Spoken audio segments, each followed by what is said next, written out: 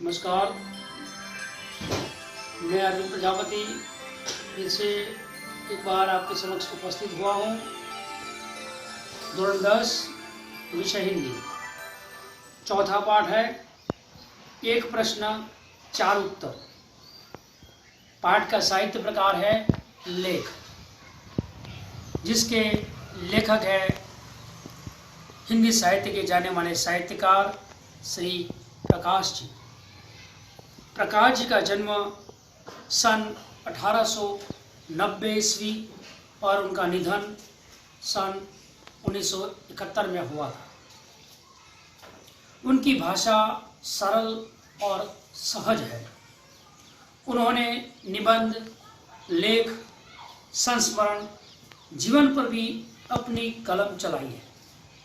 छोटी छोटी बातों पर गहरा चिंतन उनके साहित्य में देखने को मिलता है।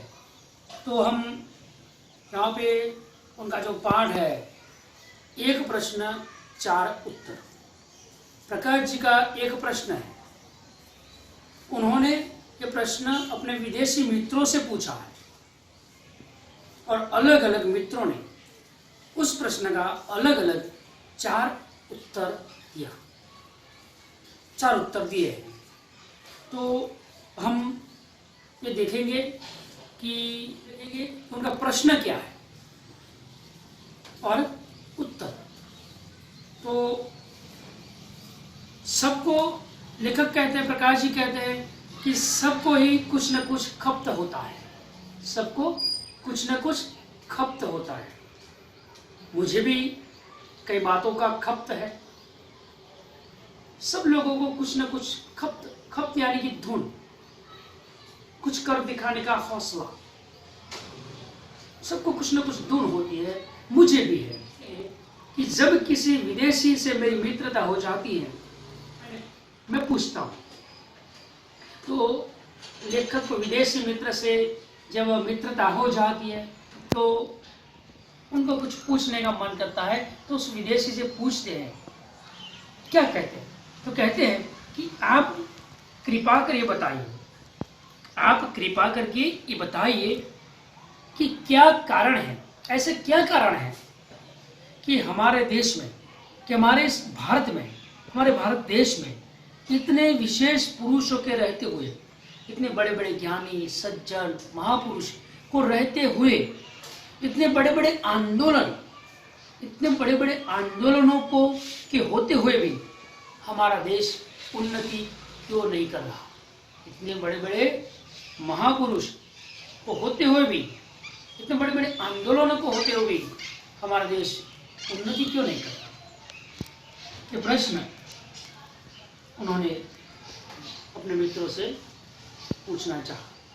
लेखक कहते हैं कि ऐसा मालूम होता है कि हम ज्यों के त्यों पड़े हुए हैं, हम ज्यों के त्यों पड़े हुए हैं।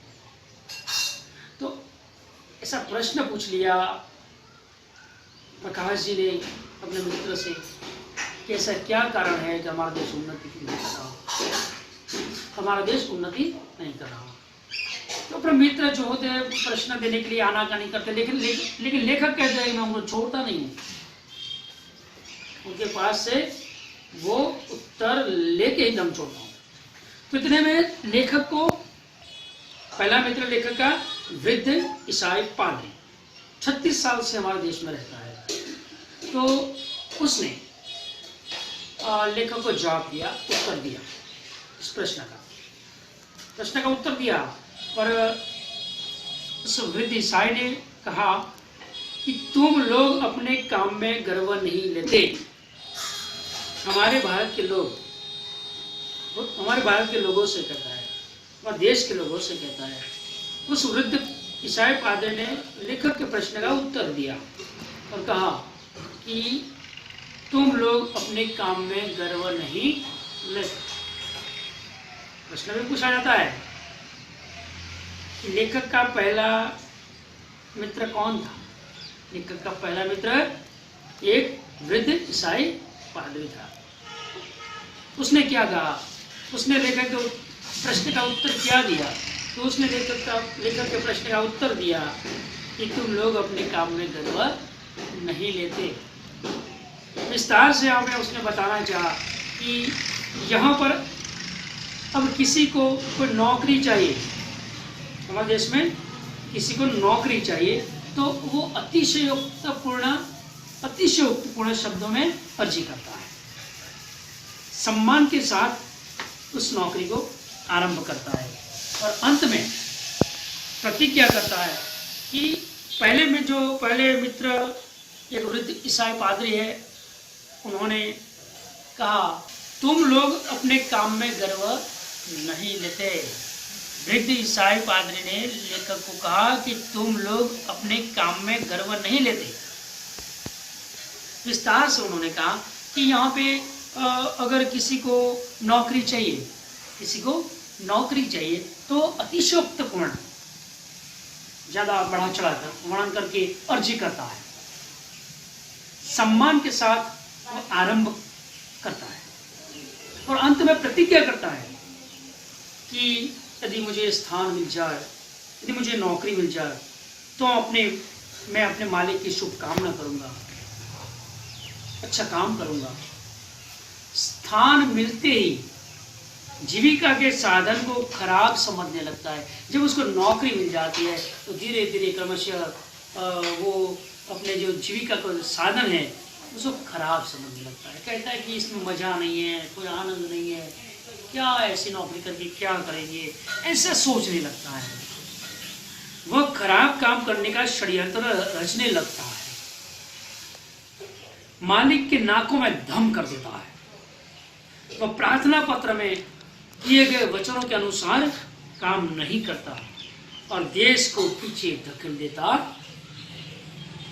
पादरी महाशय के अनुसार विश्वासघात और लापरवाही के कारण ही हमारा देश पिछड़ा हुआ है।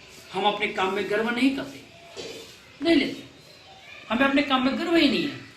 बड़े जो होता है, दुकानदार जो होता है, वो अपने जीविका के साधनों का सत्कार नहीं करता।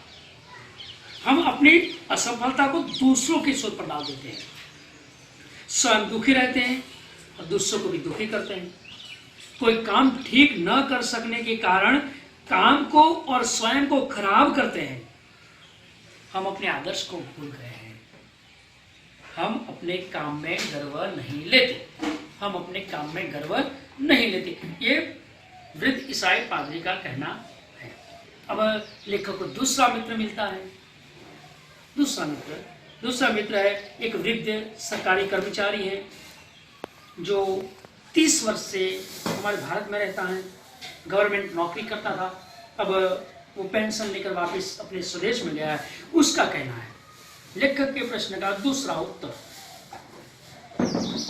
वृद्ध सरकारी कर्मचारी लेखक को कहता है कि तुम लोग जिम्मेदारी नहीं समझते, तुम लोग अपनी जिम्मेदारी नहीं समझते। सब लोग अपनी अपनी जिम्मेदारी समझ ले तो देश का विकास हो सकता है, लेकिन भारत के लोग जिम्मेदारी नहीं समझते। जो कर्तव्य है, हमारा क्या कर्तव्य है, वो नहीं समझते। सबसे बड़ी बात तो ये है कि जो काम उठाए हैं उसे पूरा करना चाहिए, जो काम हमने उठाया है उसे पूरा करना चाहिए, लेकिन वो भी नहीं करते। एक दूसरे के प्रति विश्वास की भावना समाप्त हो चुकी है। एक दूसरे के प्रति जो विश्वास की भावना होनी चाहिए वो नहीं रही। खाने की दावत हो तो मेजबान को विश्वास नहीं है कि मेहमान समय से आएगा, और मेहमान को इस बात का विश्वास नहीं कि खाना समय से मिलेगा। गृहस्थ को ये विश्वास नहीं कि धोबी और दर्जी वायदे पर कपड़ा दे जाएंगे।